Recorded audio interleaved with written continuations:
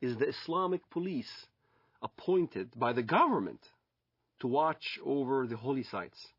Them knowingly that I had explosive charges smuggled me so I can escape from the checkpoints. There, I carried my explosive charge from Jerusalem to Bank Leumi Israel in Bethlehem. I was supposed to put the explosive charge at 6 p.m. exactly. I was supposed to have this explosive charge in my hands at 6 p.m. exactly. 5 to 6, I saw some Arab children running around, and I didn't want to kill any Arabs. So I decided to place the explosive charge on the roof. I tossed it on the roof. At 6 p.m. it went off, and there was this big explosion. I looked behind me, I see this thick black smoke coming out of the building, and I started running. That's the moment I first got a glimpse of the reality of killing. I thought people have died. And I remember I didn't sleep for 3 days, constantly worried that I've killed somebody. Even terrorists have a reality check that you kill or you're about to die. You can sense it.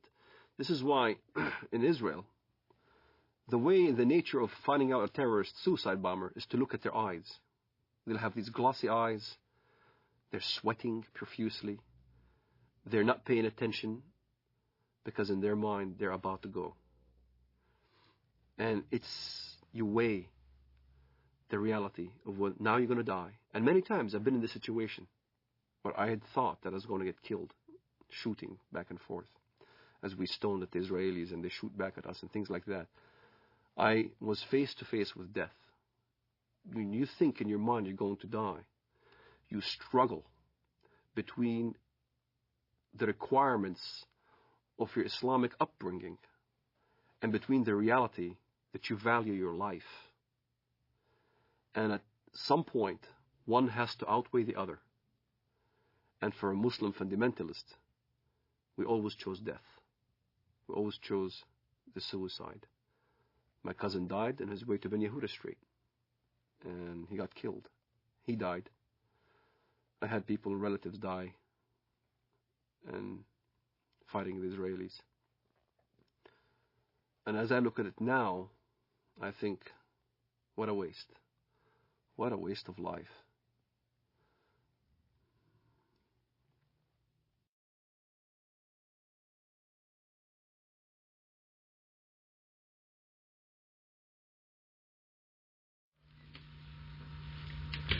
Okay, and then we say goodbye and shake hands. Okay?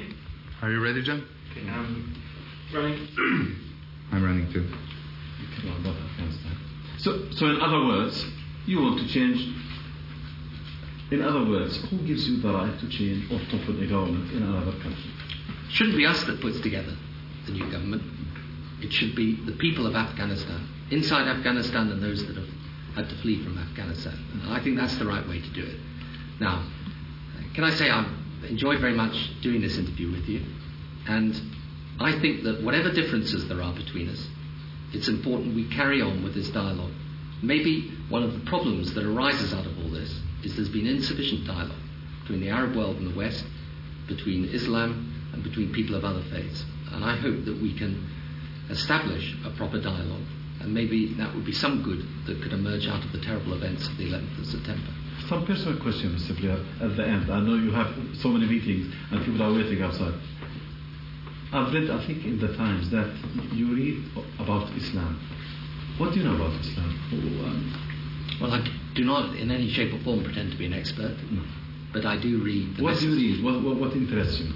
I read the message of the Quran insofar as it can be translated, and I read about Islam, and I enjoy doing that. And I think there's, I've learned things about the Quran that I never knew before, and I think a lot of Christians would be interested. That's one of the reasons I say to you, it would be good if we, out of this, we had some more dialogue and some more faith. And the reason I have to leave you now is because I'm going to meet some religious leaders, both Muslim and Christian and Jewish, upstairs, and in order to discuss with them how we can bring the faiths closer together. So, shukran lal jazeera.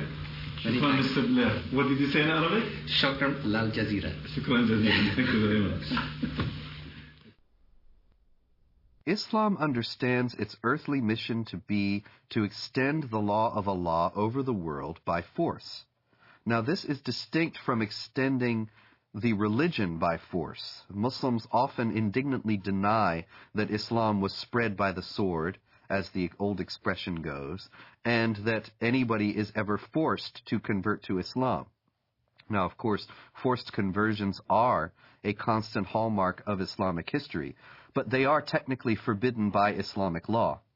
Now, the idea in Islam is that Muslims must wage war to establish the hegemony of Islamic law. Not everybody will be forced to become Muslim, but the non-Muslims will be relegated to second-class status. They will not be able to live in the society as equals to the Muslims. And it is the responsibility of Muslims around the world to fight to institute that kind of society. While we were in the mosque, the Prophet came out and said, "Let us go to the Jews." We went out till we reached Bait al-Madras. He said to them, "If you embrace Islam, you will be safe. You should know that the earth belongs to Allah and His Apostle, and I want to expel you from this land. So if anyone amongst you owns some property, he is permitted to sell it. Otherwise you should know that the earth belongs to Allah and His Apostle." The Muslims see the extension of jihad as a war liberating the infidels from their infidelity and a privilege for them to enter in the religion of Islam and to abandon their wrong belief. So jihad is seen as a favor which is given to the infidel population in order to change their ways and convert to the true religion, Islam. It is not for a prophet that he should have prisoners of war and free them with ransom until he had made a great slaughter among his enemies in the land. You desire the good of this world, the money of ransom for freeing the captives, but Allah desires for you the hereafter, and Allah is Almighty, All-Wise. In the Muslim thinking, in the Muslim Sharia, the way the world is depicted is in two houses. It's called Dar al-Islam or Dar al-Harb, the house of Islam or the house of war. So the whole world is under these two houses. If you're not a Muslim, you're under the house of war. Yet in the West, the apologists, Islamic apologists would say, no, that's not accurate. It is the house of peace and the house of Islam. And in fact, that's not accurate. If you look at the hadith and if you look at what comes from the highest jurisprudence in the Middle East, that's what is being taught. أنا لدي طفل من الآن أعده للشهادة إما شهادتي أنا أو هو فأقول له أن الله عز وجل قد جعل هنالك جنة واسعة فيها ما لا عين رأت ولا أذن سمعت ولا خطر على قلب بشر. هو بيسألني يعني إذا أنا عملت عملية وفجرت نفسي هل إلي يعني ربنا عز وجل بيعطيني اللي بدي إياه، بيعطيني سيارات، بيعطيني بارودي أطخ فيها، بيعطيني ألعاب. قلت له كل ما تطلب. وهل هذا حصل؟ شيء تطلبه هذا فعلا حصل. وهل حصل بينك وبين ابنك يعني؟ هذا فعلا حصل. نعرف حقيقة لو نمسك الميكروفون مع بعض ودنا نعرف ما هي الإجابة الصحيحة لهذا الطفل عندما يسأل أين أبي